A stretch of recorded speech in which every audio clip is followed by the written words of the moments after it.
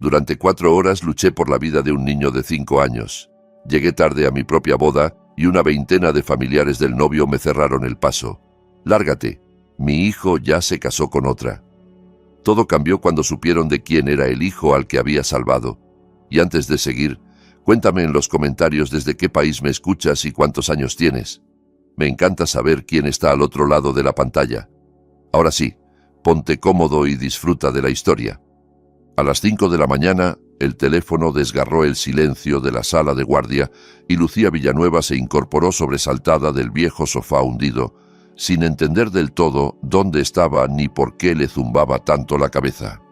Las costuras del cuero falso le habían dejado marcas en la mejilla y el cuello le dolía de haber dormido en mala posición, con la cabeza ladeada contra el reposabrazos. Tras apenas 3 horas de sueño mal dormido, la oscuridad fuera de las ventanas seguía siendo densa y fría, y en el pasillo ya resonaban camillas, pasos apresurados y una voz que gritaba «¡Más rápido, más rápido!», con ese tono que solo se usa cuando la cosa es realmente grave. Lucía reconoció ese timbre de urgencia. Lo había escuchado demasiadas veces en sus 7 años como cirujana y cada vez significaba lo mismo. Alguien se debatía entre la vida y la muerte. Se colocó la bata a toda prisa, salió casi corriendo hacia urgencias y vio al jefe de servicio, el doctor Martín Álvarez, plantado junto al mostrador con la cara de quien está anunciando una catástrofe. Niño de 5 años. Accidente de tráfico de madrugada. Rotura de bazo. Dijo deprisa, tragándose las palabras mientras le tendía la carpeta con los primeros datos. El coche donde iba con su padre fue embestido por un camión que se saltó un semáforo. El padre tiene contusiones menores, pero el niño... El impacto fue del lado del asiento trasero. Todos los cirujanos están fuera en avisos. El doctor Mendoza tiene una apendicitis complicada en el quirófano 2 y no puede salir. Doctora Villanueva, ¿puedes entrar tú? Ella asintió sin dudar, aunque en algún rincón de su mente parpadeó la palabra boda. El salón de banquete reservado desde hacía 8 meses, el vestido colgado en la taquilla, la madre que le había pedido que fuera una novia impecable, la futura suegra siempre insatisfecha que probablemente ya estaría despierta supervisando los últimos preparativos. «Puedo», respondió simplemente, apartando todos esos pensamientos como quien cierra una puerta con llave. «Hoy es tu día», alcanzó a decir Martín vacilando, con esa expresión incómoda de quien sabe que está pidiendo demasiado. «Llego a tiempo», lo cortó Lucía, ya encaminándose hacia el quirófano. «A las 11 es la ceremonia. Son las 5. Tengo margen». En el pasillo del área quirúrgica, bajo la luz blanca de los fluorescentes que zumbaban con ese sonido característico de hospital nocturno, un hombre corpulento vestido con ropa cara caminaba de un lado a otro como si el suelo se le hubiera abierto bajo los pies. Tenía el pelo revuelto, manchas de sangre en la camisa que probablemente ni había notado, y los ojos enrojecidos de quien ha llorado sin darse cuenta. Murmuraba algo entre dientes, quizá una oración, quizá solo palabras sin sentido que repetía para no volverse loco de angustia. Lucía apenas lo miró. En ese momento no era más que otro familiar desesperado, uno de tantos que había visto en su carrera, y su atención estaba completamente volcada en la camilla que las enfermeras empujaban hacia ella. Sobre ella, el niño estaba tan pálido por la hemorragia que parecía hecho de cera. Tenía el cabello castaño pegado a la frente por el sudor frío, los labios casi azulados y una mascarilla de oxígeno que empañaba rítmicamente con cada respiración débil. Lucía iba leyendo al vuelo los valores que le tendían las enfermeras y el estómago se le encogió, hemoglobina en caída libre, presión arterial por los suelos, frecuencia cardíaca disparada intentando compensar lo que el cuerpo ya no podía sostener. 10 minutos más de retraso y ya no habría nada que salvar. Entraron al quirófano casi al trote y Lucía sintió cómo el mundo exterior se desvanecía en cuanto las puertas batientes se cerraron tras ella. No existían las bodas, ni los vestidos blancos, ni las suegras difíciles, ni los salones de banquetes decorados con flores. Solo existía aquel cuerpo pequeño sobre la mesa de operaciones, aquellos órganos diminutos que debía reparar, aquella vida que pendía de un hilo tan fino que cualquier error podía cortarlo. La operación duró 4 horas, 4 horas en las que no existió nada más que el campo quirúrgico, los vasos diminutos de aquel cuerpo pequeño y el pitido monótono de los monitores que marcaba cada latido como una pequeña victoria. La espalda le ardía hasta el punto de querer doblarse en dos. El cuello le sudaba bajo la cofia y hacia la segunda hora empezó a notar ese hormigueo en los dedos que indicaba que llevaba demasiado tiempo en la misma posición. Pero no podía parar, no podía aflojar, no podía permitirse ni un segundo de distracción. Hacia la tercera hora, los dedos empezaron a temblarle de tensión y tuvo que hacer una pausa microscópica para respirar hondo y obligar a sus manos a obedecer. Se acordó de su padre, de cómo le decía cuando era niña: «Lucía, las manos de un cirujano son su alma. Cuídalas como si fueran de oro». Pensó en él, muerto hace 10 años junto a un torno de fábrica sin que nadie pudiera salvarlo, y eso le dio fuerzas para seguir. Se obligó a pensar solo en esos vasos rotos que debía suturar milímetro a milímetro, con la precisión que había pulido durante años de residencia, de guardias interminables, de noches sin dormir estudiando anatomía pediátrica. Hubo un momento, hacia la mitad de la operación, en que la presión del niño cayó tan bruscamente que el anestesista levantó la vista con alarma y Lucía sintió que el corazón se le paraba. «No te vayas», pensó, dirigiéndose mentalmente a aquel niño al que ni siquiera conocía. «No te vayas ahora, aguanta un poco más». Trabajó más rápido, con movimientos precisos pero urgentes, localizando el vaso que sangraba y pinzándolo antes de que la situación se volviera irreversible. Cuando el monitor volvió a mostrar cifras estables, Lucía soltó el aire que no sabía que había estado conteniendo. La enfermera instrumentista la miró por encima de la mascarilla con una expresión que decía «bien hecho», sin necesidad de palabras. Cuando el anestesista dijo por fin: «La tensión se ha estabilizado, el pulso es regular, creo que lo hemos conseguido», Lucía soltó el aire tan hondo que sintió que no había respirado en todo ese tiempo. Le temblaban las rodillas bajo la bata quirúrgica y tuvo que apoyarse discretamente en el borde de la mesa para no tambalearse. En el pasillo, mientras se quitaba la mascarilla y los guantes con movimientos mecánicos de puro agotamiento, Martín Álvarez le dio una palmada en el hombro. «Muy bien, Villanueva, le has arrancado a ese niño de las manos a la muerte. Ahora corre a tu boda, que ya llevas retraso». Lucía miró el reloj de la pared y sintió un vuelco en el estómago. Eran las 9:15 de la mañana. La ceremonia era a las 11, pero había quedado con su madre y las damas de honor a las 9 para los últimos preparativos. Ya llegaba tarde.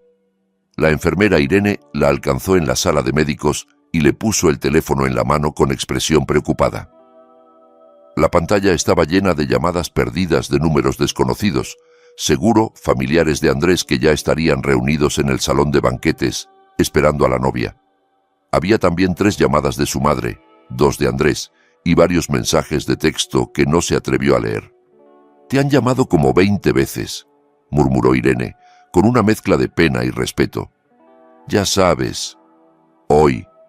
Llevan un rato insistiendo. «Gracias», respondió Lucía, guardándose el teléfono en el bolsillo sin devolverlo. No devolvió ninguna llamada. Por teléfono no se podía explicar nada y, además, no había tiempo. Cada segundo que perdiera hablando era un segundo menos para llegar.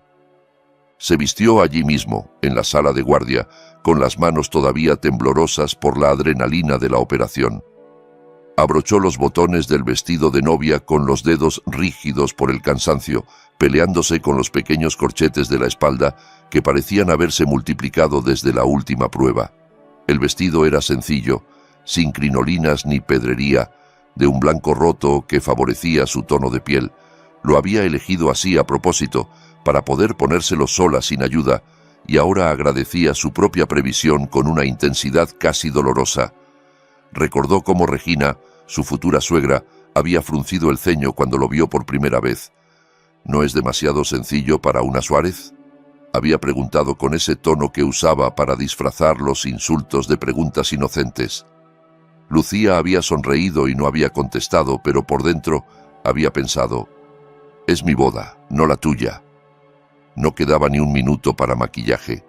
Se recogió el pelo en una coleta baja que ocultaba lo mejor posible los mechones rebeldes que se le habían soltado durante la operación. Se pasó unas toallitas húmedas por la cara para disimular las huellas de las 4 horas de quirófano y el sudor que se le había acumulado bajo la cofia, y salió corriendo al aparcamiento hacia su coche viejo, un utilitario con más de 10 años que chirriaba al frenar, pero que, por suerte, arrancó a la primera.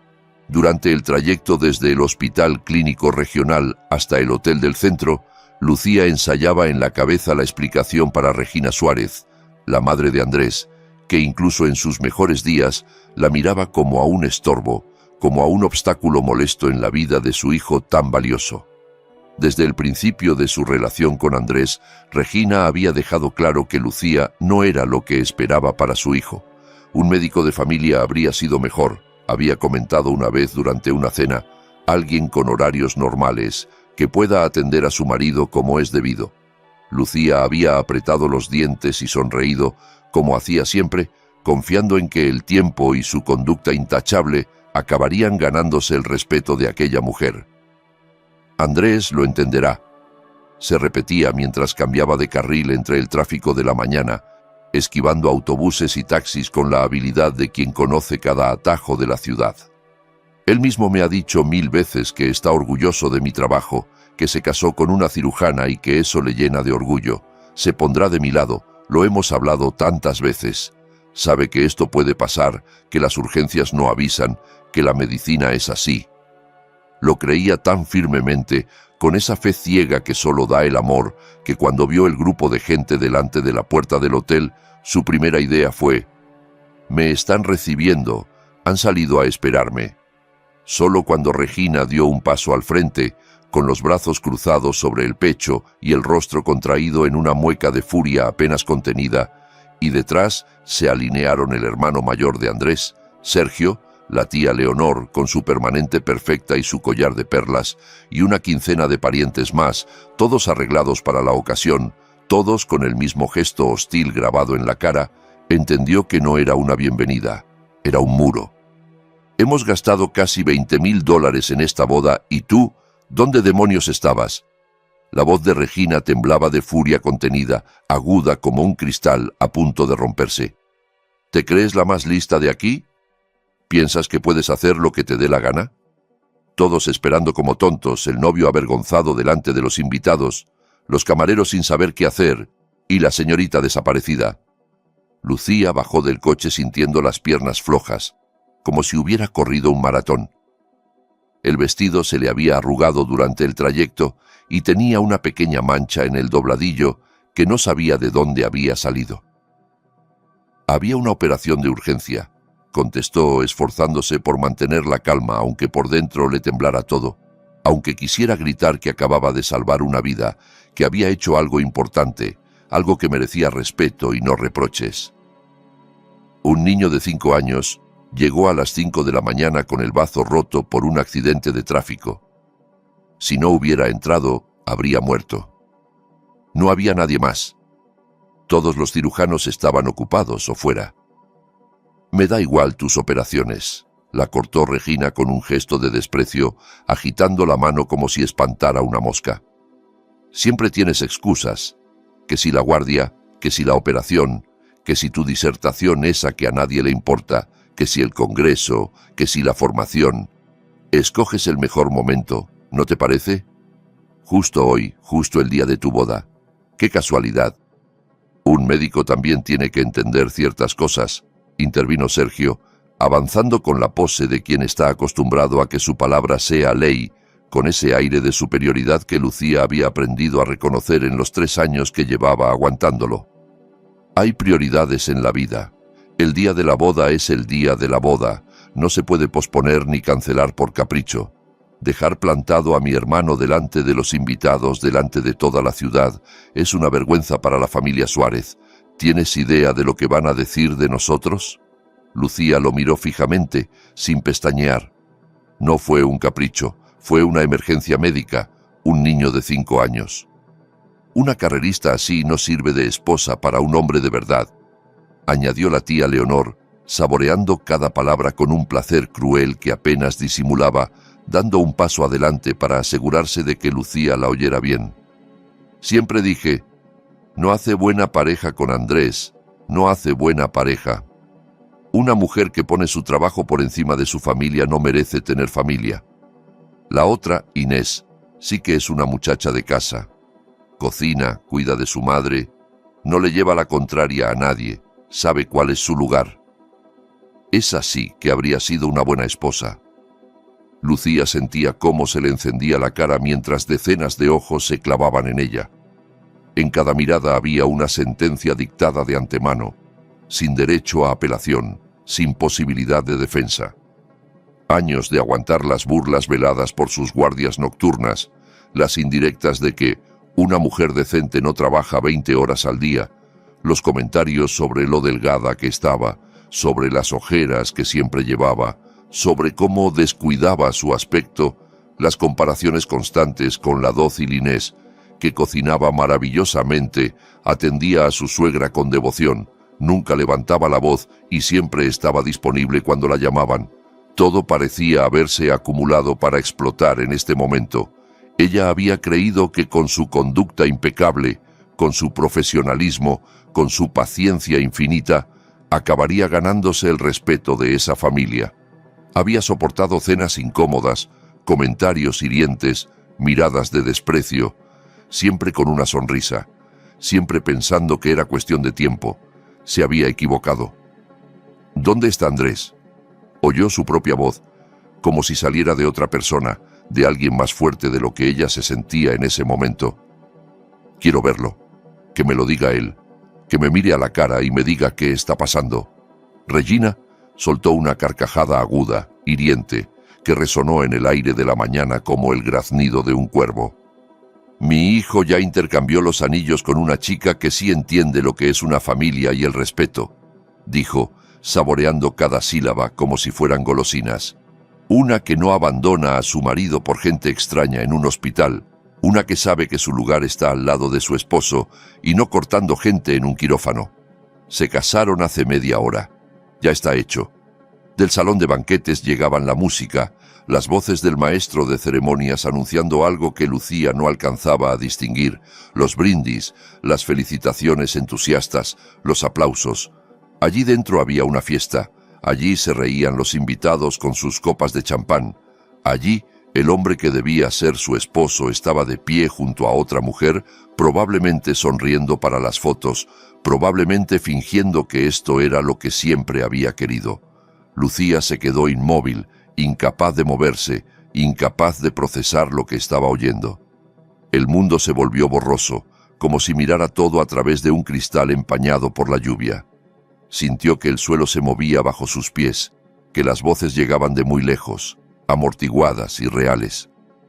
La solicitud nueva ya está presentada, se casarán por el civil en un mes, añadió Sergio metiendo las manos en los bolsillos de la americana con ese gesto de suficiencia que Lucía siempre había detestado, mirándola con abierto desprecio. Todo legal, todo en regla. Y tú vete de aquí antes de que llamemos a seguridad y te saquen a rastras. No vengas a montar un circo, que ya has hecho bastante daño.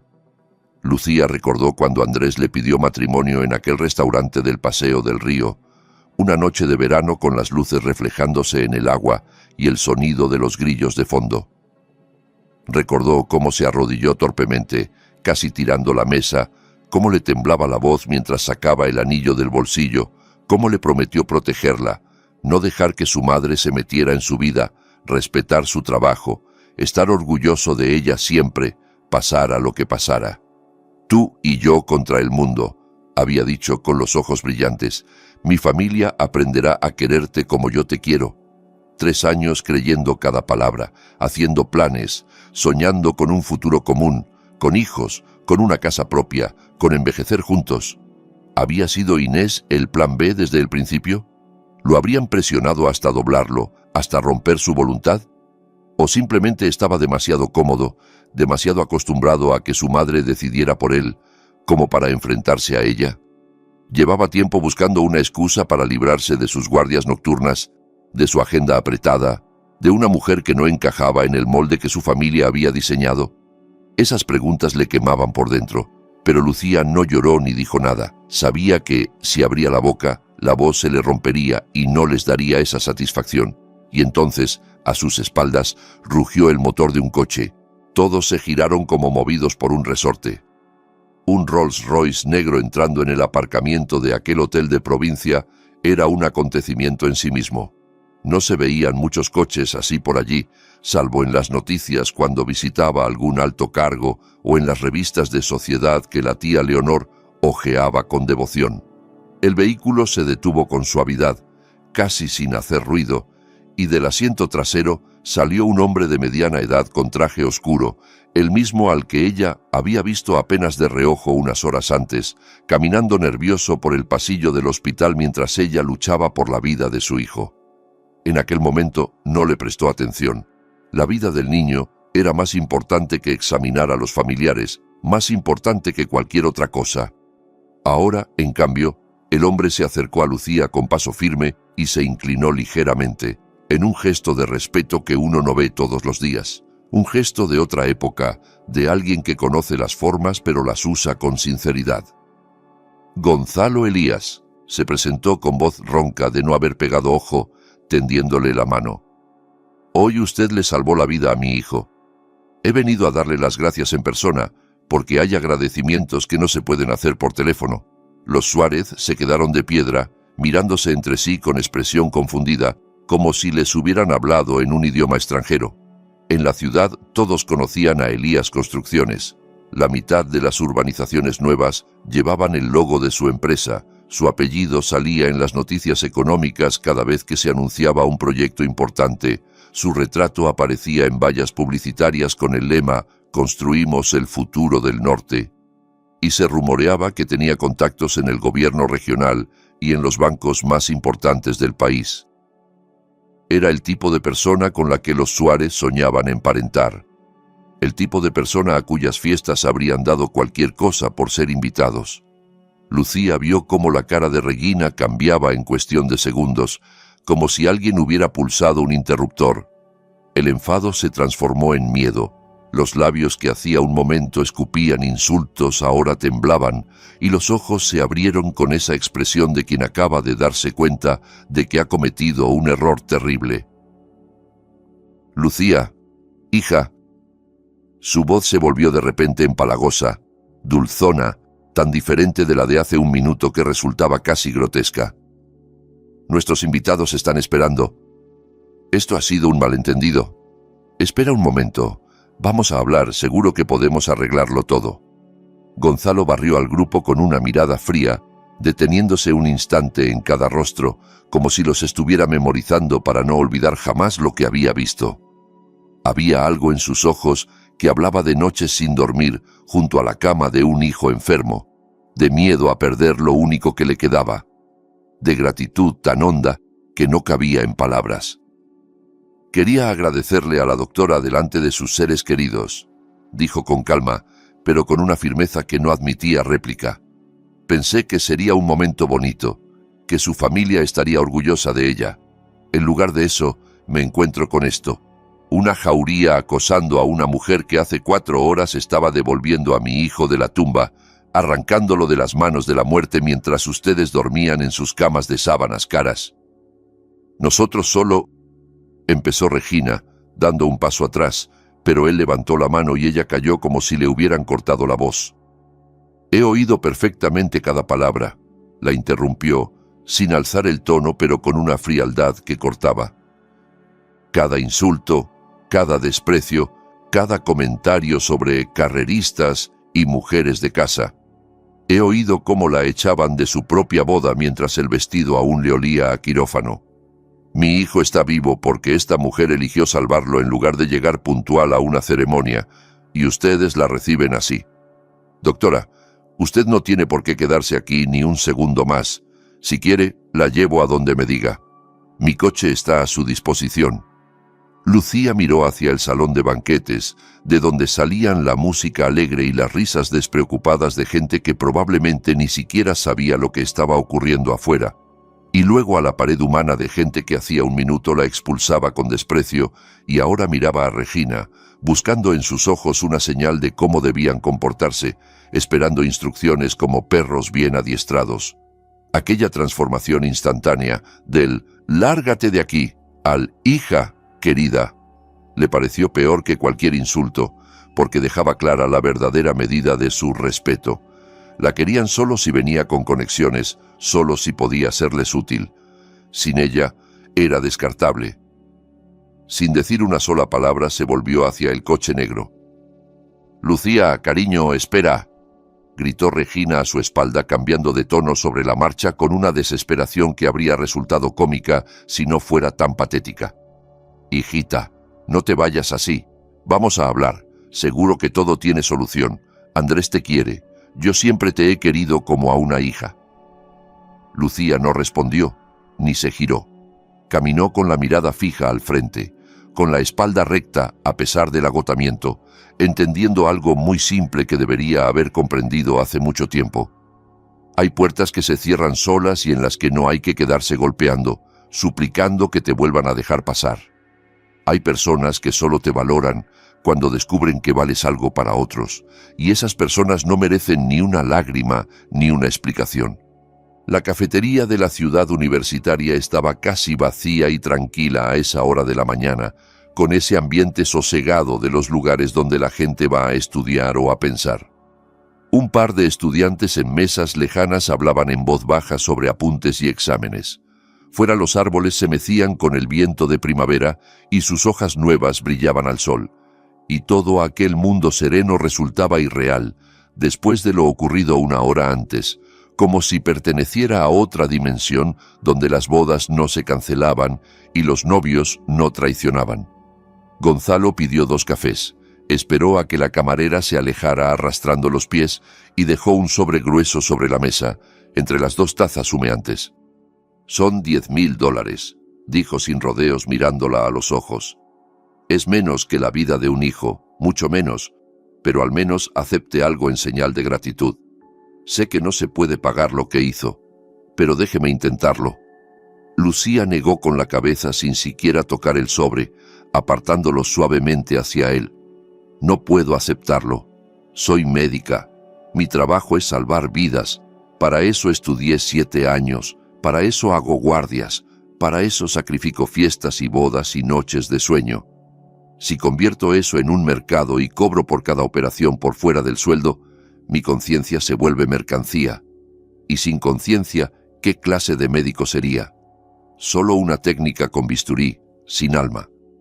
Él guardó el sobre sin ofenderse. Solo asintió con una mirada donde había más respeto que en muchos discursos grandilocuentes, más admiración que en 1000 cumplidos vacíos.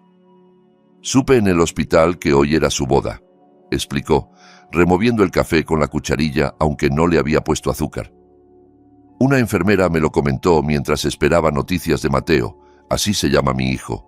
Pensé ir al banquete, decir unas palabras delante de sus invitados, contar lo que había hecho por mi familia, que todos supieran qué clase de mujer es usted, que la aplaudieran como se merece. Llegué y encontré lo que encontré». Lucía dejó escapar una sonrisa amarga, la primera desde que había salido del quirófano. «Ellos pensaban que yo era solo una doctora cualquiera del hospital regional, una empleada de la sanidad pública, una a la que se le puede gritar, colocar de adorno junto al novio para las fotos y sustituir por otra más cómoda en cualquier momento.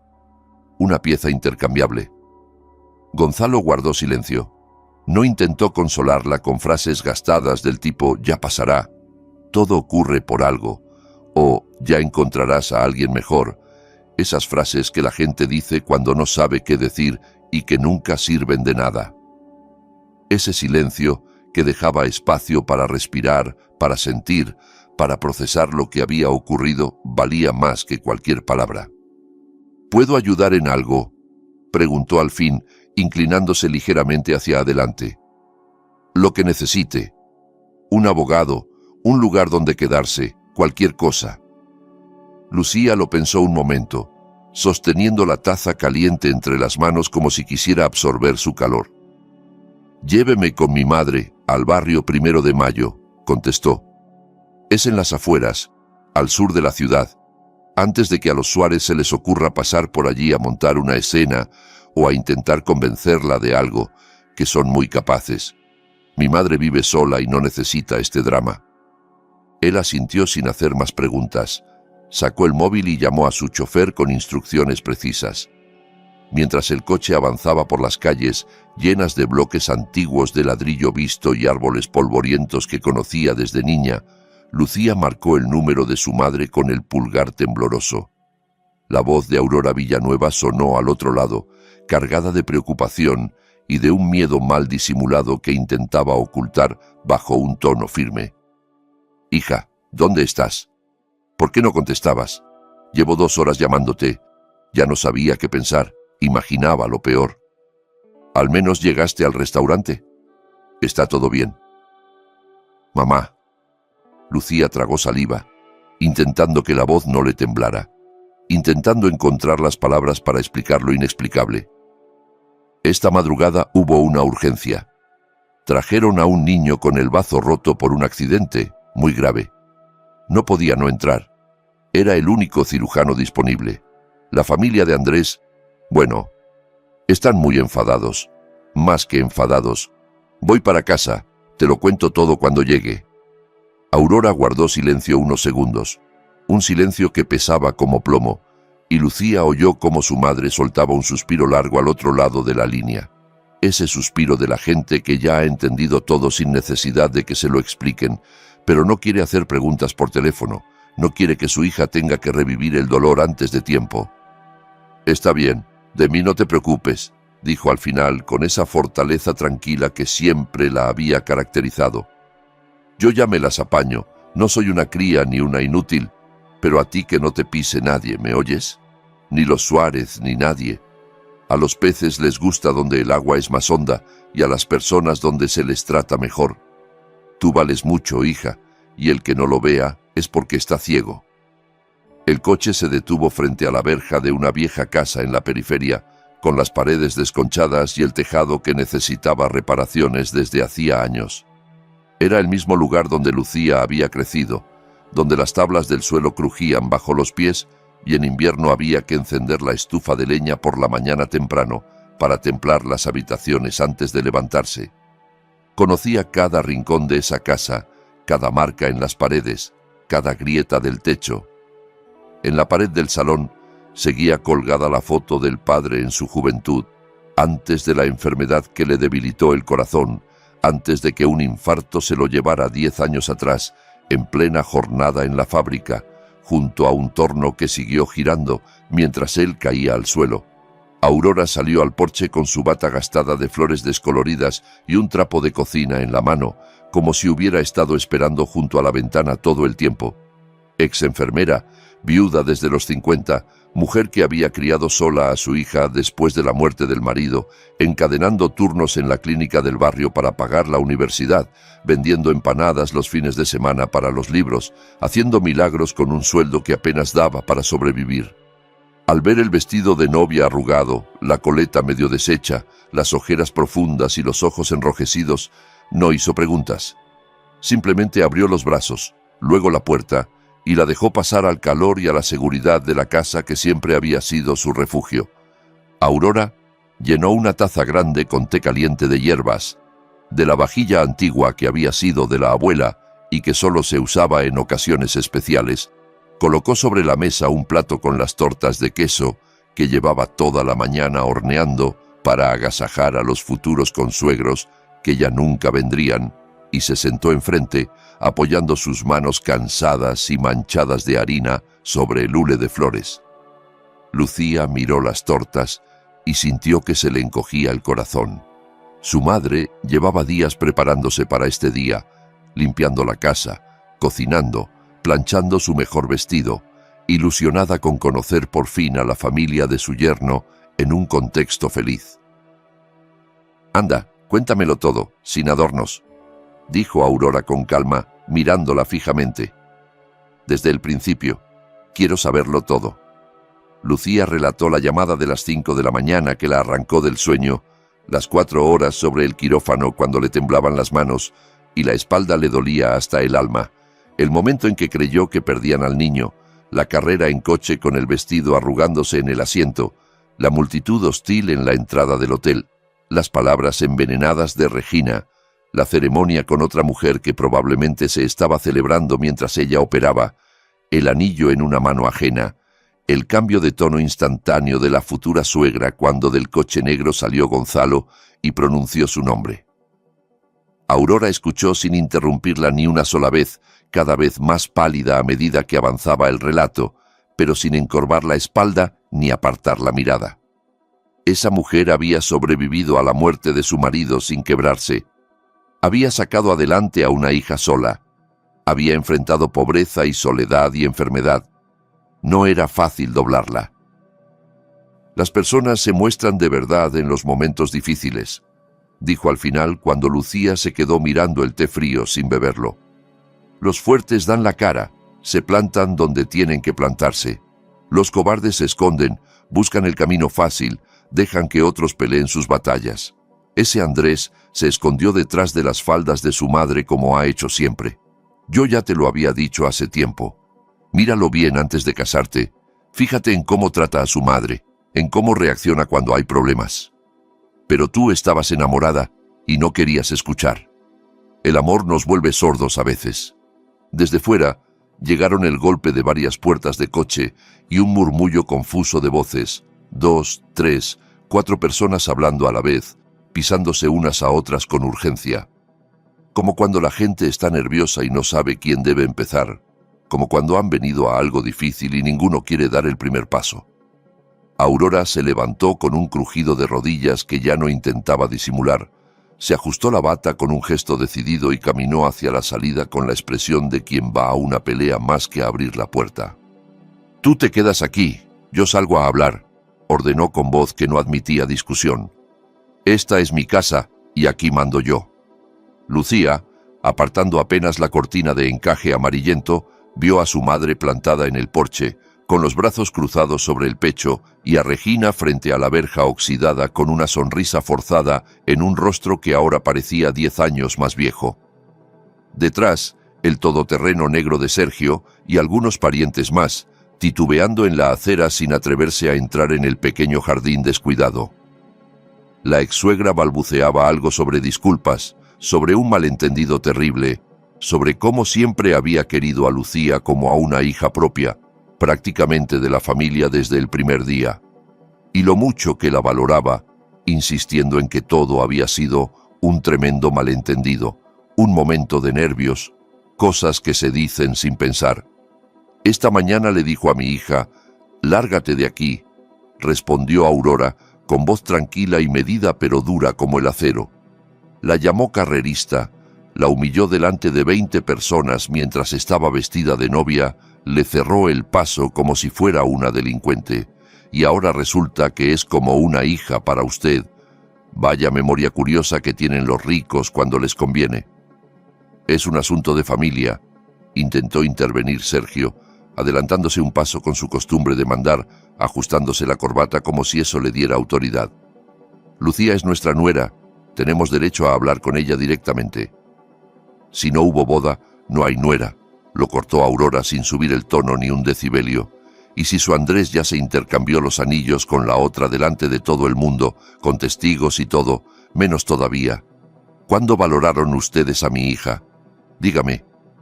¿Cuando la echaron del aparcamiento delante de los invitados o cuando se enteraron de quién era el padre del niño al que salvó mientras ustedes descorchaban champán? El chofer de Gonzalo, que había esperado discretamente en el coche durante todo este tiempo, salió y se colocó de pie junto al vehículo negro en la calle, con su traje impecable y su porte erguido.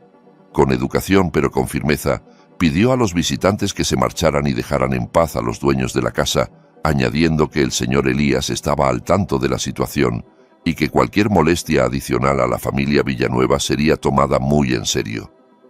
Regina, al ver al hombre claramente, no cualquiera, junto a aquel vehículo que costaba más que su casa entera, de pie delante de aquella casita modesta, con la valla torcida y el jardín sin podar, palideció todavía más. Entendió que sus cálculos habían fallado estrepitosamente, que había apostado mal, que el mundo no funcionaba como ella creía. Se fueron sin despedirse, sin mirar atrás, subiendo a sus coches con prisa como ladrones sorprendidos en medio de un robo. «Listo, asunto cerrado», dijo Aurora al volver a entrar y cerrar la puerta con un gesto decidido que hizo temblar los cristales. «Esa gente ya no es tu familia, y nunca lo fue. Nunca te quisieron de verdad». Lucía abrazó a su madre con fuerza, hundiendo la cara en su hombro huesudo y aspirando el olor familiar a detergente barato, a hierbas de cocina, a hogar. «Perdóname, mamá, perdón por todo esto. ¿Te habías preparado tanto para hoy? Hiciste tortas, limpiaste toda la casa, te compraste vestido nuevo. ¿Y por qué tendría que perdonarte?» Aurora le acarició la cabeza con suavidad, igual que cuando volvía llorando del colegio porque otros niños se burlaban de su ropa vieja. «Tú le salvaste la vida a un niño, no te escapaste a una fiesta, no hiciste nada malo. Vive con la conciencia tranquila, eso es lo único que importa de verdad. Y las tortas nos las comemos nosotras, que están buenísimas y no las voy a tirar». Los días siguientes pasaron despacio en la vieja casa del barrio 1 de Mayo, donde el tiempo parecía ir más lento que en la ciudad, sin prisas, sin urgencias, sin ambulancias que desgarraran el silencio de la noche. Las mañanas empezaban con el canto desafinado del gallo del vecino de enfrente y las noches con charlas suaves en la cocina, bajo la bombilla amarillenta que oscilaba cada vez que pasaba un camión por la calle. Lucía pidió una baja de una semana en el hospital, la primera en años, y se dedicó a su madre como no había podido hacerlo desde que empezó la residencia. Le preparaba el desayuno antes de que se levantara, le recordaba las pastillas para la tensión que siempre se le olvidaban encima de la nevera, escuchaba sus historias sobre el padre que ya había oído 100 veces, pero que nunca se cansaba de escuchar.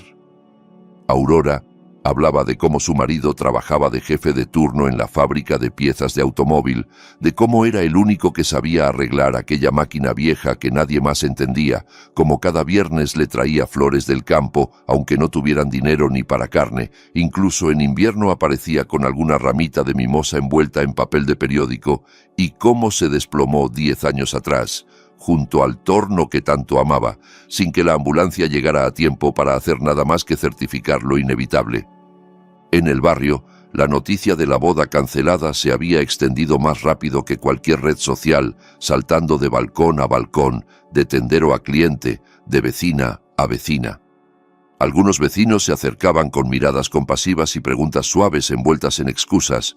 «Venía a devolverte el molde de bizcocho. Quería saber si tu madre necesita algo de la farmacia». Otros miraban desde la valla con disimulo, tratando de aparentar que regaban las plantas o barrer la acera, para luego comentar el asunto entre ellos en corrillos de media tarde.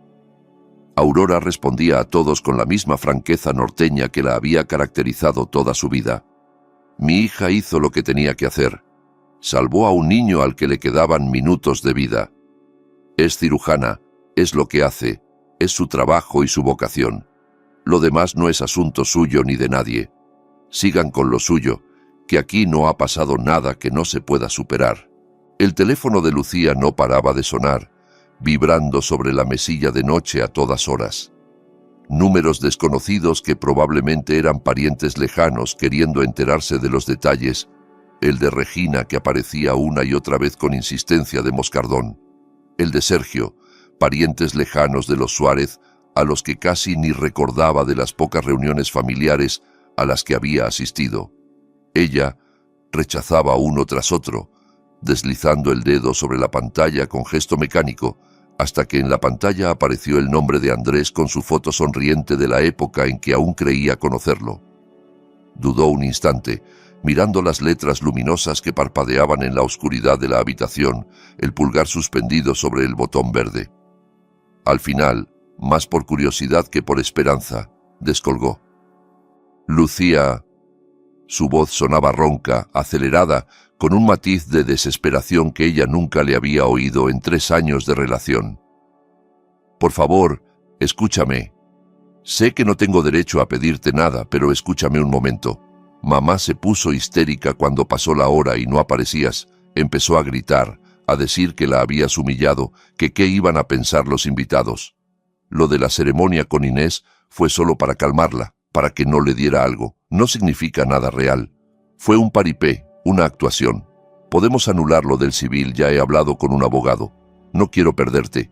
Si no significa nada, lo interrumpió ella, sorprendida de lo firme y lo calmada que se oía su propia voz, como si perteneciera a otra persona más fuerte. ¿Por qué le pusiste el anillo a otra mujer delante de 100 invitados? ¿Por qué dijiste los votos? ¿Por qué no saliste a buscarme, a llamarme, a preguntar qué había pasado? Él calló un segundo, y en ese silencio Lucía escuchó todo lo que necesitaba saber. «Me obligaron», dijo al fin con esa voz de niño regañado que usaba siempre que quería evadir responsabilidades. Mamá dijo que no soportaría la vergüenza delante de toda la familia. Se llevaba la mano al pecho. Sergio decía que había que hacer algo ya.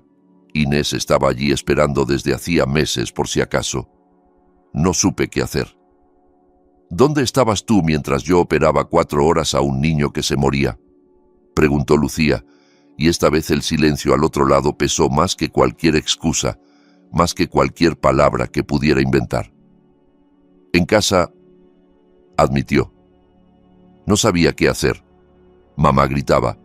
Sergio me decía que esperara, que seguro te habías arrepentido. Inés llegó con su vestido. Lucía cerró los ojos y respiró hondo antes de continuar. Lo que tenías que hacer era venir al hospital y esperar en la puerta del quirófano. Estar allí. Demostrar que te importaba, que me apoyabas, que eras el hombre que decías ser. Elegiste quedarte en casa escuchando a tu madre y ponerle el anillo a otra. Yo no culpo a tu madre, Andrés. Tu madre es lo que es y siempre lo ha sido. Te culpo a ti, que prometiste protegerme y huiste a la primera dificultad. «Dame otra oportunidad», suplicó con la voz quebrada. «Voy a cambiar, te lo prometo. Voy a enfrentarme a mi madre. Voy a ser el hombre que necesitas. Solo dame una oportunidad más». «La oportunidad se acabó cuando escogiste el camino fácil», dijo ella, y sintió que con esas palabras cerraba una puerta que llevaba meses entreabierta. «Cuídate, Andrés». Colgó antes de que él pudiera responder y se quedó mirando la pantalla apagada durante un largo rato. No sintió alegría ni deseo de revancha, solo una especie de alivio extraño, un vacío tranquilo en el lugar donde antes dolía cada vez que pensaba en él, donde antes vivían la esperanza y el amor por un hombre que no era quien ella había creído. Era como sacarse una astilla que llevaba años clavada, dolía un momento y luego solo quedaba el alivio. Una tarde, cuando el sol empezaba a caer sobre los tejados pintando el cielo de naranja y rosa, Gonzalo llegó sin chofer, en un todoterreno normal y corriente, sin ostentación ninguna, con una camisa sencilla de cuadros y una bolsa grande de supermercado llena de carne de primera, verduras frescas del mercado, fruta variada y hasta una caja de buen té importado que debía costar lo que Aurora gastaba en una semana. Aurora lo observó desde la puerta con la mirada escrutadora de una mujer que ha visto muchas cosas en la vida, que ha conocido hombres buenos y malos, que ha aprendido a distinguir las intenciones detrás de los gestos y que no se deja impresionar por regalos caros ni por coches lujosos. Quería conocerlas bien, explicó él, dejando la bolsa sobre la mesa de la cocina con naturalidad, como si fuera algo que hacía todos los días. Saber si necesitan ayuda en algo, si hay algo que pueda hacer. La valla de afuera está medio caída, la vi cuando llegué. Puedo mandar a gente mañana mismo a arreglarla, no es molestia ninguna. ¿Y qué intenciones tienes?, preguntó Aurora sin rodeos, cruzándose de brazos y mirándolo directo a los ojos sin pestañear. «No me vengas con cuentos ni con rodeos. Soy sencilla y pobre, pero me gusta tener las cosas claras desde el principio. Si vienes a comprar a mi hija con regalos, ya puedes ir dándote la vuelta». «No intento comprar a nadie», contestó él con la misma franqueza, sosteniendo su mirada sin apartar los ojos. «El dinero no sirve para eso, y el que crea que sí no ha entendido nada de la vida. Solo pienso que, en los momentos difíciles, a veces hace falta alguien de fuera que ayude, sin condiciones y sin cobrar nada a cambio, sin esperar nada. Su hija salvó a mi niño, lo arrancó de la muerte cuando ya no había esperanza, y yo vi cómo la echaban de su propia boda como si fuera basura. No estuvo bien. Quiero estar cerca, si ella me lo permite. Si no me lo permite, me iré y no volveré a molestar. Aurora se fijó en sus manos mientras hablaba, grandes, con callos en las palmas, con pequeñas cicatrices de quien ha trabajado con ellas, manos de alguien que conocía el trabajo físico, aunque ahora firmara contratos millonarios, no las manos delicadas de un señorito que nunca había tocado nada más duro que un bolígrafo. Había oído que Gonzalo Elías había empezado de albañil a los 18 años, poniendo ladrillos bajo el sol, y que había construido su imperio desde cero, sin herencias ni enchufes. «No vienes aquí a presumir ni a hacerte el importante», dijo al cabo de un rato, con el gesto algo más suave aunque todavía cauteloso. «Se te nota. Mientras sigas comportándote como un ser humano decente y quieras bien a tu hijo, ya veremos con el tiempo qué clase de hombre eres de verdad. Las personas se conocen con los años, no con las visitas». Más tarde, cuando Aurora se fue a la cocina a preparar la cena con las cosas que él había traído y empezó a sonar el ruido familiar de las ollas y las sartenes, Gonzalo le habló a Lucía en voz baja, casi en un susurro, para que la madre no escuchara desde la otra habitación. «Puedo esperar como amigo el tiempo que haga falta», dijo, mirándola con una seriedad tranquila. «Meses, años, lo que necesites. Si no quieres verme más, dímelo y no volveré. No voy a presionarte ni a perseguirte, solo dímelo con claridad y lo respetaré». «No desaparezcas», respondió ella, mirando por la ventana el cielo del atardecer que se teñía de violeta. «Pero necesito tiempo, mucho tiempo. Tengo el corazón hecho pedazos y no quiero pegarlo mal ni demasiado rápido. No quiero saltar de una relación a otra sin haber sanado la primera. Todo el que necesites», dijo él simplemente, y no añadió nada más. Una semana después, Lucía volvió al hospital con una mezcla de alivio y aprensión. Se puso de nuevo la bata blanca que tanto había echado de menos. Recorrió los pasillos conocidos, saludando a compañeros que la miraban con mezcla de curiosidad y respeto. Respiró el olor a desinfectante y a comida del carrito del almuerzo, que siempre llegaba a las 12 en punto, y sintió que estaba en su lugar, que aquí era donde pertenecía. La medicina era lo único que nunca la había traicionado, lo único que siempre respondía igual. Si hacías bien tu trabajo, los pacientes mejoraban. No había sorpresas desagradables ni cambios de opinión de última hora. Sin embargo, aquel mismo día, el doctor Martín Álvarez la llamó a su despacho con una expresión que ella ya conocía demasiado bien, la de quien trae malas noticias que preferiría no traer, la de quien tiene que hacer algo que le desagrada profundamente. «Ha llegado una queja formal», dijo, sin levantar la vista de los papeles que revolvía sobre el escritorio con visible disgusto. «De la familia Suárez. La han presentado por registro, todo muy oficial. Dicen que abandonaste tu puesto el día de tu boda para atender asuntos personales, que causaste un daño moral a la imagen del hospital con tu conducta y que usaste tu cargo para conseguir contactos con pacientes adinerados y obtener beneficios económicos. Un disparate de principio a fin, por supuesto, pero está por escrito y hay que tramitarlo. La acusación de aprovechar su puesto le dolió más que nada, más que los insultos, más que el abandono. Había sacrificado su propia felicidad por ese niño, se había pasado la noche sin dormir, había operado al límite de sus fuerzas físicas y mentales, había perdido su boda, su prometido, 3 años de su vida, y ahora la pintaban como una oportunista que buscaba contactos entre los ricos. La ironía era tan cruel que casi resultaba cómica. «El hospital ya ha revisado la documentación», continuó Martín, levantando por fin la vista para mirarla con expresión solidaria. «Parte quirúrgico completo, historia clínica del niño con todos los datos, grabaciones de las cámaras de seguridad que muestran exactamente a qué hora entraste y saliste. Todo confirma tu versión punto por punto. No hay absolutamente nada a lo que puedan agarrarse. Pero queja es queja. Ya sabes cómo funciona esto. Habrá una comisión interna. No hay manera de evitarlo por mucho que queramos. Es el procedimiento. El día de la comisión, Lucía se vistió con su mejor traje de chaqueta, el que guardaba para congresos y ocasiones importantes, y se presentó en la sala de reuniones del segundo piso con 15 minutos de antelación.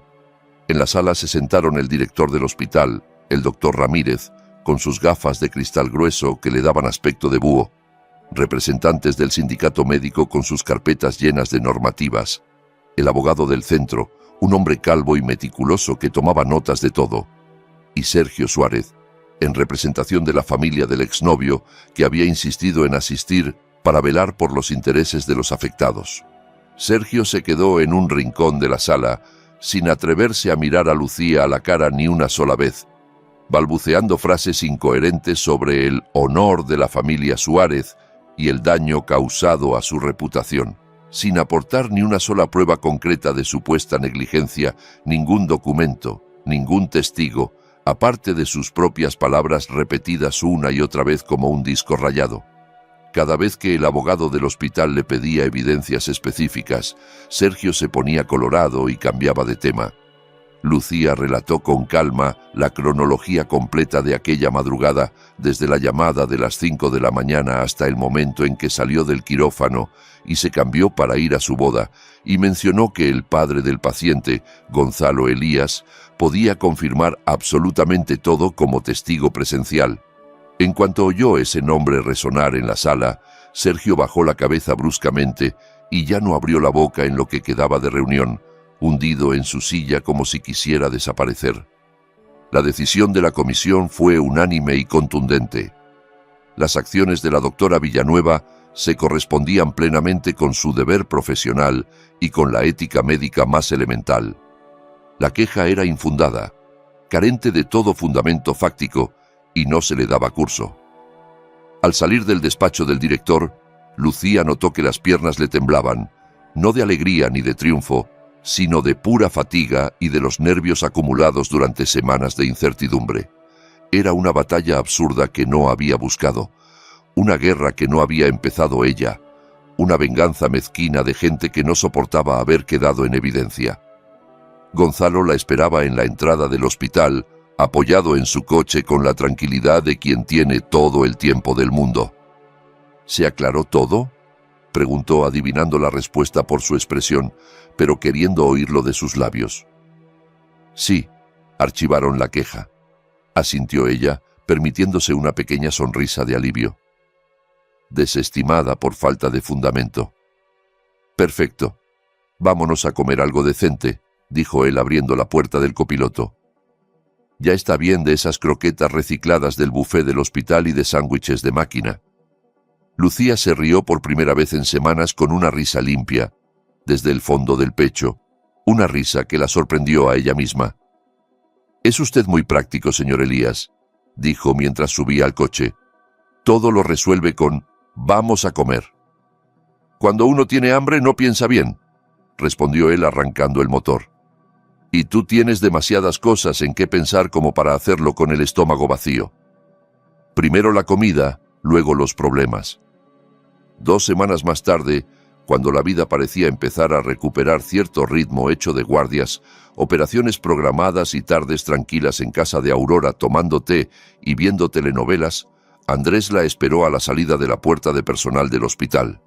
Estaba más delgado que la última vez, con ojeras marcadas que le ahuecaban las mejillas y una chaqueta arrugada que, en otros tiempos, jamás se habría puesto para salir a la calle porque mamá no lo aprobaría. ¿Qué van a pensar los vecinos? Parecía haber envejecido 5 años en pocas semanas. Mamá está ingresada en cardiología en el hospital de la Avenida Libertad. Empezó a hablar atropellado, acercándose a ella antes de que pudiera esquivarlo. Está con el corazón hecho polvo. Le han encontrado una arritmia seria, llora todo el tiempo y dice que todo es culpa suya. Inés se fue a otra ciudad la semana pasada, no aguantó la presión, ni las peleas, ni el escándalo. Retiramos la solicitud del registro civil, está todo cancelado oficialmente. Elijo estar contigo, Lucía. Ahora te elijo a ti. Déjame demostrártelo. Ella lo miró como se mira a un desconocido con el que creíste que pasarías la vida, como se mira una foto antigua de alguien que ya no reconoces. No sentía odio, ni dolor punzante, ni siquiera lástima, solo una extraña distancia, como si hubiera un cristal grueso entre los dos que amortiguaba todo. No me eliges a mí, Andrés, y yo no soy tu plan de repuesto, contestó con serenidad, sin rabia, sin amargura. Estás eligiendo la opción más cómoda porque todo lo demás se te derrumbó. Cuando tu madre presionó, elegiste a tu madre. Cuando tenías que venir al hospital y sentarte en la puerta del quirófano a esperar, elegiste quedarte en casa. Cuando Inés apareció con su vestido, elegiste el camino fácil. Ahora que Inés se fue y tu madre está enferma y no tienes a nadie que te cuide, vuelves a mí. Eso no es elegir, es no soportar estar solo. Es miedo, no amor. Dame la oportunidad de cambiar, de ser más fuerte, de ser mejor, insistió él, con la voz quebrada. Puedo aprender, puedo enfrentarme a mi familia, puedo ser el hombre que necesitas. Hay cosas que se pueden cambiar con esfuerzo, Andrés, y otras que no, dijo ella con suavidad, casi con compasión. Hay momentos que, si los dejas pasar, no vuelven jamás, se van para siempre. Ese momento fue la mañana de nuestra boda, cuando elegiste quedarte en casa mientras yo luchaba por una vida. Cuando me pusiste segunda en la lista de prioridades, detrás de tu madre, detrás de tu comodidad, detrás de todo. Ese momento ya pasó y no hay manera de recuperarlo. ¿Tienes a alguien?, preguntó, con una desesperación que rayaba en lo patético. ¿Es por eso? ¿Hay otro? Lucía no mintió ni se justificó, ni sintió necesidad de dar explicaciones. Eso ya no tiene importancia. Lo que haya o deje de haber en mi vida ya no es asunto tuyo. Se dio la vuelta y caminó hacia la verja del hospital sin mirar atrás, sintiendo su mirada clavada en la espalda como un peso que se hacía más ligero con cada paso.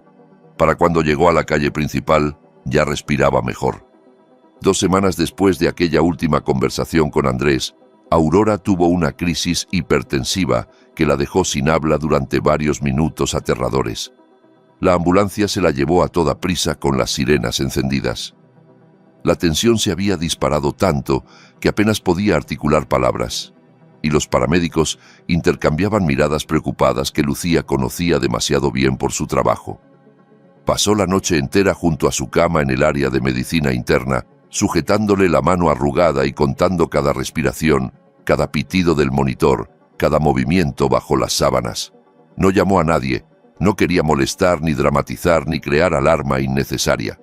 Aún así, por la mañana temprano, cuando el sol apenas empezaba a filtrarse por las persianas, Gonzalo apareció en la habitación con un termo de caldo de pollo casero que olía a hogar, una bolsa de fruta fresca y 2 cafés humeantes. Una enfermera del turno de noche, al parecer, se lo había cruzado en el pasillo cuando él preguntaba por Lucía y le había contado lo sucedido. ¿Cómo lo supo?, preguntó Lucía, levantándose de la silla dura y fría en la que había pasado la noche con la espalda dolorida. Eso no importa ahora, respondió él, dejando las cosas sobre la mesilla con cuidado de no hacer ruido. ¿Cómo está ella? La tensión ya se estabilizó. Los médicos dicen que está fuera de peligro, contestó frotándose los ojos enrojecidos.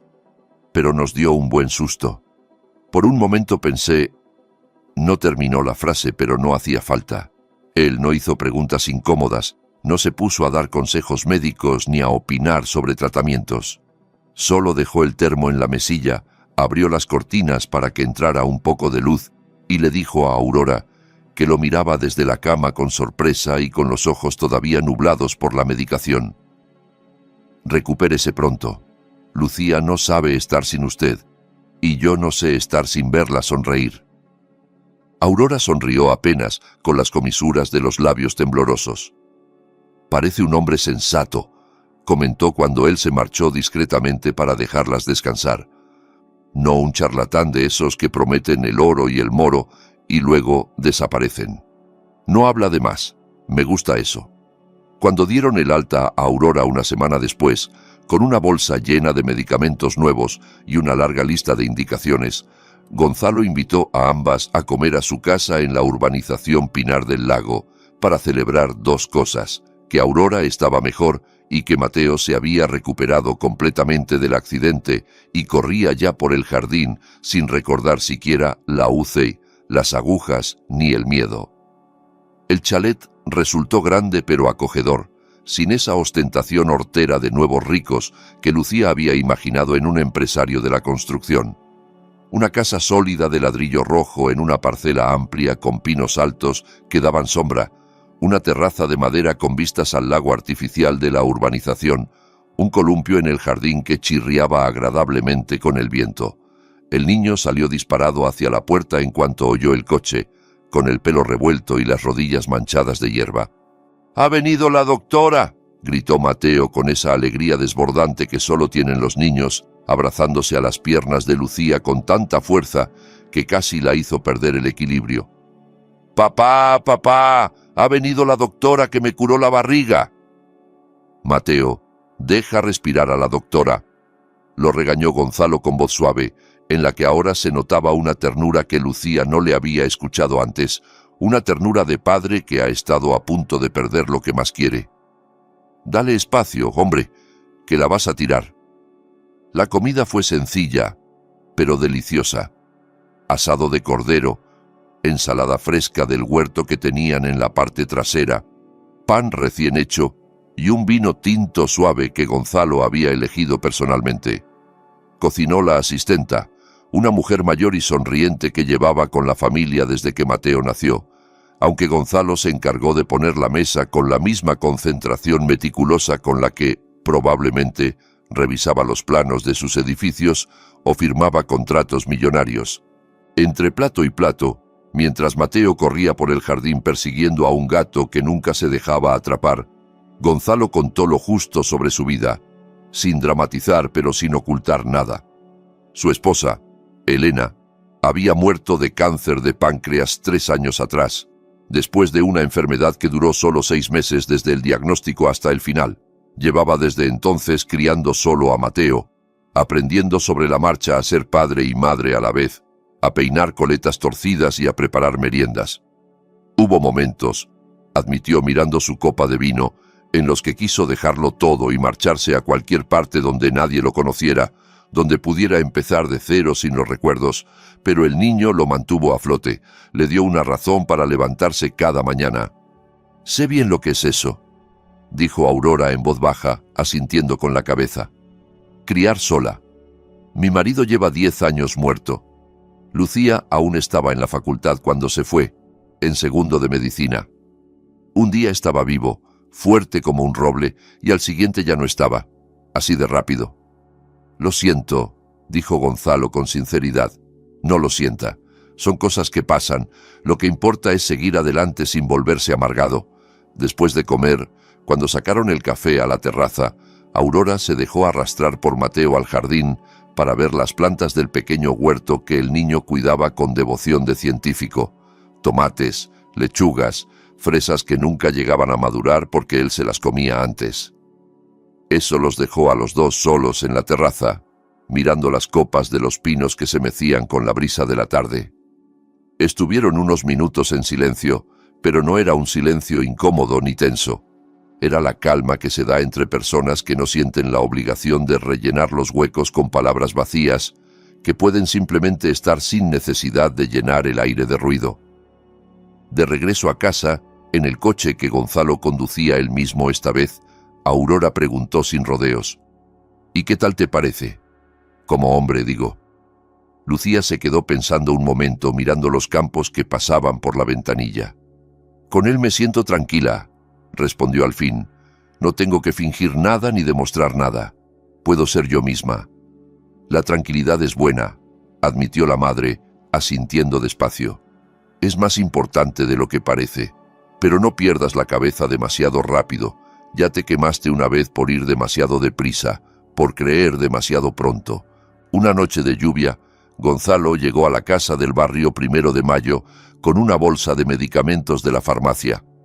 Aurora había comentado casi al pasar durante la comida del domingo anterior, mientras hablaban de otra cosa, que en la farmacia del barrio no había encontrado las pastillas para la tensión en la dosis adecuada y que tendría que ir al centro a buscarlas cuando dejara de llover. Él había memorizado el nombre del medicamento, la dosis exacta y hasta el laboratorio que las fabricaba, y había ido a buscarlas sin que nadie se lo pidiera. Aurora aceptó las medicinas con un gracias escueto, pero luego lo sentó a la mesa de la cocina, bajo la bombilla amarillenta, mirándolo con la seriedad de un tribunal de la Inquisición. «¿Qué quieres de mi hija?», preguntó directamente, sin preámbulos ni cortesías. «Háblame claro. ¿Te piensas casar o vienes a entretenerte mientras buscas algo mejor? Porque si es lo segundo, ya puedes irte por donde has venido». Gonzalo sostuvo su mirada sin pestañear, sin apartar los ojos. «Si Lucía lo permite, me gustaría estar a su lado», contestó con voz firme. «No como un capricho ni como un pasatiempo. Si no está preparada, la esperaré el tiempo que haga falta. Si solo quiere que sea su amigo seré.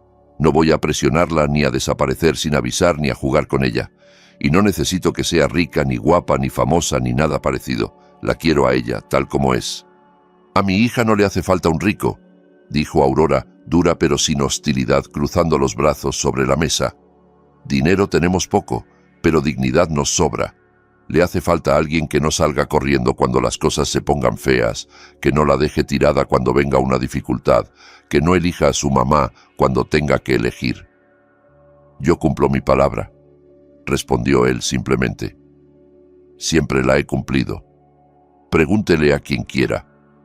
Aurora suspiró, miró de reojo a su hija, que observaba la escena desde la puerta de la cocina con expresión indescifrable, y luego volvió a fijarse en él, estudiando cada arruga de su cara, cada gesto de sus manos. «Está bien, veremos», dijo al fin. «Pero te aviso, mi hija ya no se fía de cualquiera.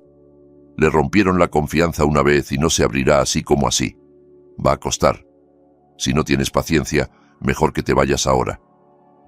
Al cabo de un mes, cuando las hojas de los árboles empezaban a cambiar de color y el aire traía ese olor a tierra mojada que anuncia el otoño, Regina llamó a Lucía para pedirle una reunión. Su voz en el teléfono sonaba débil, apagada, sin el metal cortante de antes, sin esa seguridad aplastante que siempre la había caracterizado. Lucía, después de pensarlo durante un día entero y consultar con su madre, aceptó con la condición de verse en una cafetería céntrica, a plena luz del día, con mesas alrededor llenas de gente. No quería encontrarse a solas con ella en ningún lugar privado. Regina llegó 5 minutos antes de la hora, lo cual ya era sorprendente porque siempre había hecho esperar a todo el mundo como signo de su importancia. Estaba irreconocible, encorvada sobre la mesa, con el rostro hinchado por los problemas de corazón y la medicación, envejecida de golpe como si los últimos meses le hubieran caído encima de una vez.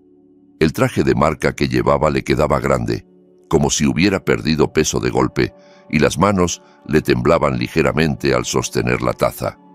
No quedaba rastro de la arrogancia de antaño, de esa seguridad aplastante que intimidaba a todo el mundo. Solo el cansancio infinito de quien ha comprendido algo demasiado tarde, cuando ya no tiene remedio.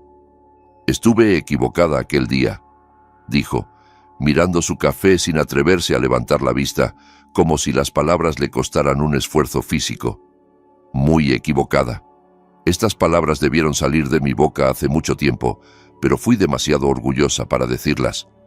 «Entonces, ¿por qué hizo lo que hizo conmigo?», preguntó Lucía con voz tranquila pero firme. «¿Por qué me trató así durante 3 años?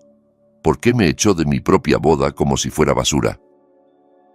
«Tenía miedo», confesó Regina, y por primera vez Lucía vio algo parecido a la sinceridad en sus ojos aguados. «Miedo al que dirán, a perder el estatus que tanto me había costado conseguir, a que la gente murmurara. Pensaba que mi hijo tenía que casarse con una chica bien, no con una doctora que vive en el hospital y nunca está disponible, que tiene las manos ásperas de tanto lavárselas, que huele a desinfectante. Cuando supe de la operación, del niño, de Elías, de quién era el padre del niño que habías salvado mientras yo te insultaba, entendí la barbaridad que había cometido. Si no fuera por ti, ese niño estaría muerto. Y yo te echaba del aparcamiento igual que Andrés. Guardó silencio un momento, removiendo el café que se había quedado frío, y añadió con voz quebrada: Andrés está mal, muy mal. Me culpa de todo. Dice que le arruiné la vida, que por mi culpa perdió a la única mujer que lo quería de verdad. Pidió traslado a otra ciudad. Se va el mes que viene. No me habla, no me mira. Inés no volvió ni volverá. Y yo, no te pido que todo vuelva a ser como antes. Sé que eso es imposible. Solo te pido que me perdones. No por mí, sino para que puedas seguir adelante sin este peso. Lucía miró a aquella mujer que antes le había parecido una muralla imposible de tumbar, una fortaleza inexpugnable de desprecio y crueldad, y no sintió satisfacción por sus lágrimas ni alegría por su caída. Pensó en su madre, en las noches sin dormir dándole vueltas a todo, en todas las veces que se había preguntado qué había hecho mal para merecer ese trato, si había algo en ella que estaba roto. No te guardo rencor, dijo al final, sorprendida de descubrir que era verdad, pero tampoco he olvidado. Te perdono por mi propia paz, no para que las cosas vuelvan a ser como eran. El perdón no es una goma de borrar. No me busques más. Que cada una viva su vida como pueda. Regina asintió despacio, limpiándose los ojos con un pañuelo arrugado que sacó del bolso. Ojalá encuentres a alguien que sepa valorarte como yo no supe hacerlo, murmuró. Te lo mereces, de verdad. Se levantó con dificultad, dejó dinero sobre la mesa para pagar los 2 cafés y se fue arrastrando los pies como una anciana, aunque apenas tendría 60 años. Lucía se quedó un rato más en la cafetería, mirando por la ventana, sintiendo algo parecido a la liberación. Poco después, una tarde gris de principios de noviembre, Andrés fue a despedirse a la casa del barrio 1 de Mayo antes de irse a su nuevo destino en otra ciudad, a 500 kilómetros de allí. Lucía lo encontró junto a la verja oxidada, más flaco que nunca, con una barba de varios días que antes jamás se habría permitido, su maleta ya en el maletero del coche de alquiler y la misma chaqueta arrugada de las últimas veces. Parecía un náufrago a punto de embarcarse hacia ninguna parte. «Me voy», dijo, sin intentar entrar en el jardín, respetando la frontera invisible de la verja. Quería despedirme como personas, sin reproches ni peleas, solo despedirnos. Aurora salió al porche al oír voces, y lo miró largo rato, con esa mirada suya que parecía ver a través de la gente. «Vayas donde vayas, vive con la conciencia tranquila y no hagas daño a la gente», le dijo al fin, sin crueldad, pero sin calor. «Aprende de lo que pasó». Él asintió sin decir nada, luego se volvió hacia Lucía con los ojos brillantes. «Espero que seas feliz, de verdad, te lo mereces más que nadie que conozco, lo digo en serio». «Y yo espero lo mismo para ti», respondió ella, y descubrió que también lo decía en serio. No hubo lágrimas, ni reproches, ni escenas dramáticas, solo 2 personas que habían caminado juntas 3 años, que habían compartido sueños y planes y noches de insomnio, y que ahora simplemente tomaban caminos distintos hacia destinos separados. Cuando el coche desapareció tras la esquina de la calle, levantando polvo del camino sin asfaltar, Lucía se dio cuenta de que su corazón ya no se encogía al oír su nombre, que podía pensar en él sin dolor, sin rabia, sin nada más que una melancolía suave por lo que pudo haber sido y no fue.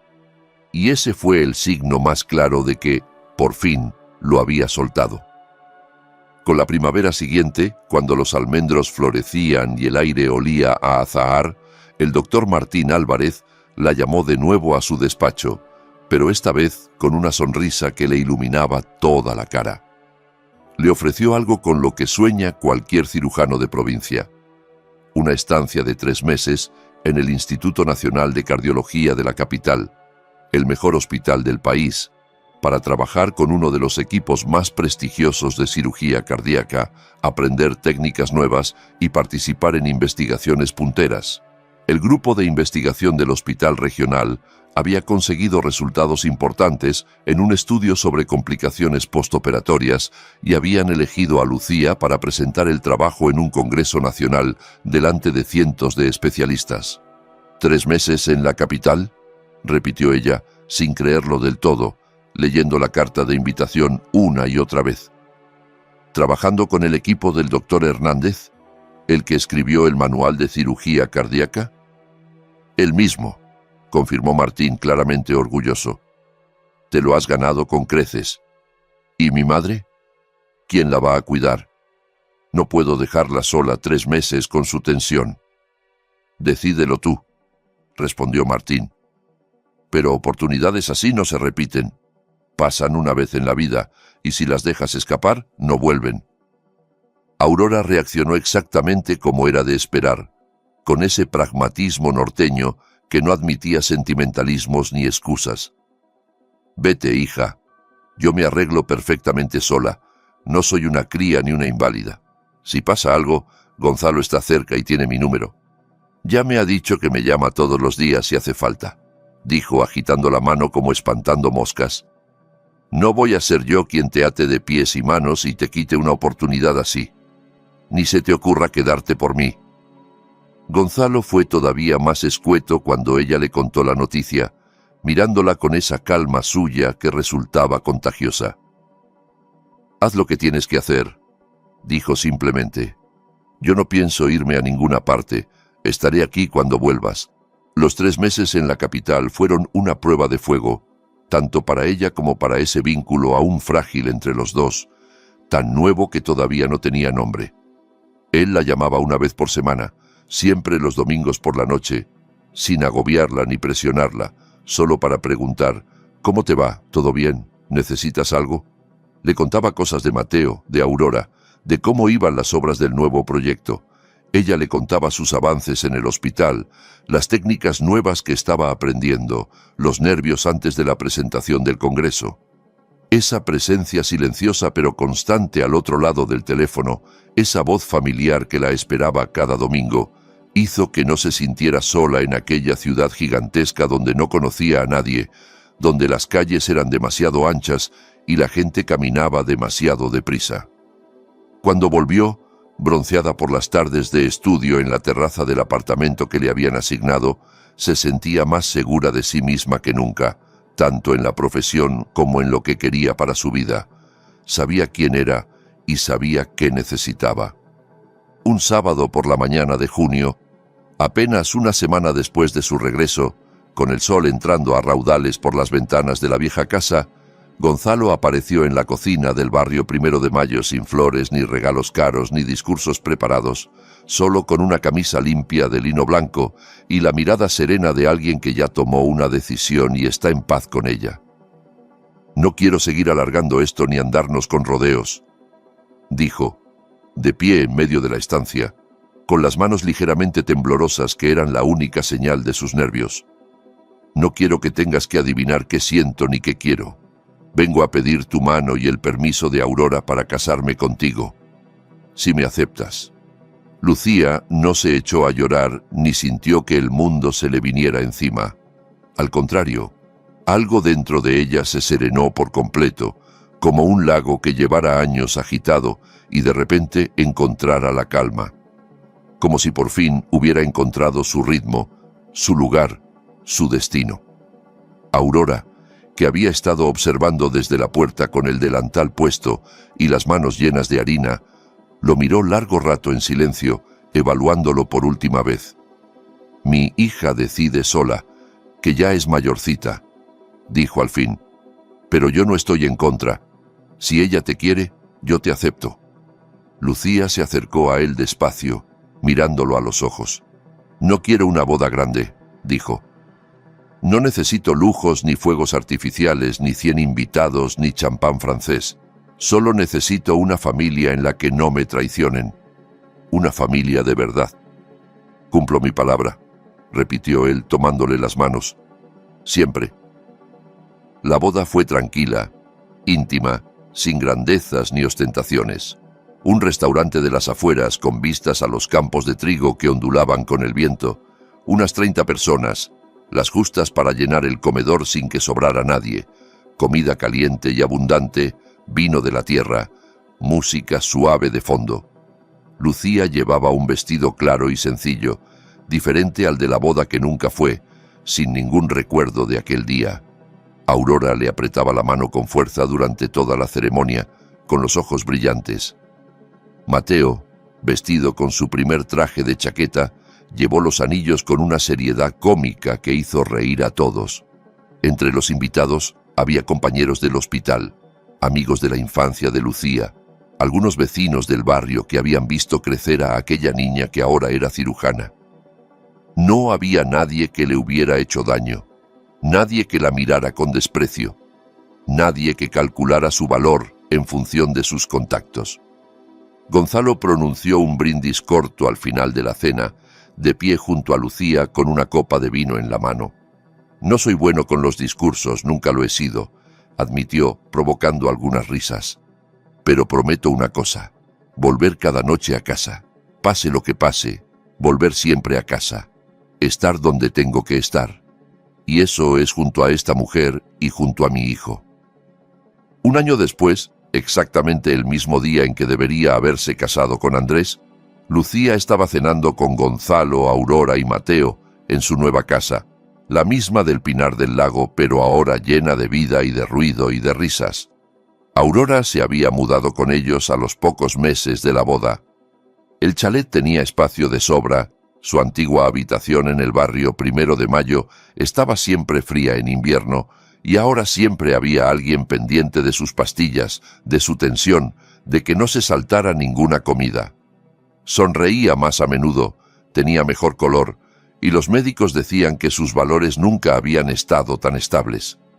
Mateo la llamaba abuela Aurora, como si lo hubiera hecho toda la vida, y no se separaba de ella ni a sol ni a sombra, exigiendo cuentos cada noche antes de dormir, arrastrándola al jardín para enseñarle los tomates que estaban creciendo, preguntándole historias del abuelo que nunca conoció.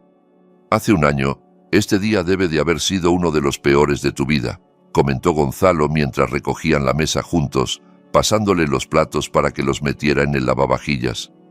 «Si no hubiera sido por aquel día, tú no estarías aquí», respondió Lucía sonriendo. «Si todo hubiera salido bien, estaría casada con el hombre equivocado, viviendo una vida que no era la mía». Esa noche, cuando Mateo ya dormía con su peluche de dinosaurio y Aurora roncaba suavemente en su habitación del piso de abajo, Lucía salió a la terraza y se quedó largo rato mirando las luces lejanas de la ciudad, pensando en el camino recorrido, en todas las vueltas que da la vida. Si aquella mañana no hubiera ido al quirófano, si hubiera cedido al miedo y llegado a tiempo a la boda, si hubiera pedido perdón a los Suárez arrastrándose como querían, si hubiera vuelto con Andrés por miedo a la soledad cuando él apareció suplicando otra oportunidad, probablemente estaría viviendo otra vida, aparentemente tranquila por fuera, respetable, correcta, pero hueca por dentro, vacía de todo lo que importaba. Gonzalo salió tras ella descalzo, con 2 tazas de té en las manos, y se colocó a su lado mirando el mismo cielo estrellado. «¿En qué piensas?», preguntó, ofreciéndole una de las tazas. «En cómo una puerta que se cierra puede abrir otra mejor», respondió ella, aceptando el té y dándole un sorbo. «En cómo las peores cosas que nos pasan a veces resultan ser las mejores. Si no me hubieran echado de aquella boda, si no hubiera perdido todo lo que creía querer, nunca habríamos estado aquí. Nunca te habría conocido de verdad». Él le tomó la mano libre y no dijo nada. Con su carácter sobrio, con esa sabiduría silenciosa suya, sabía perfectamente cuándo las palabras sobraban y cuándo bastaba con estar presente. Hay finales que no necesitan aplausos ni fuegos artificiales, ni música de orquesta. Basta una casa con la luz encendida en la noche, alguien que te espera sin condiciones, un niño que te llama mamá aunque no lo hayas parido, una madre que envejece tranquila rodeada de cariño, y la calma profunda de saber que ya no tendrás que huir ni justificarte por hacer lo correcto. Basta saber que tomaste la decisión difícil y que al final del camino, la decisión difícil resultó ser la correcta.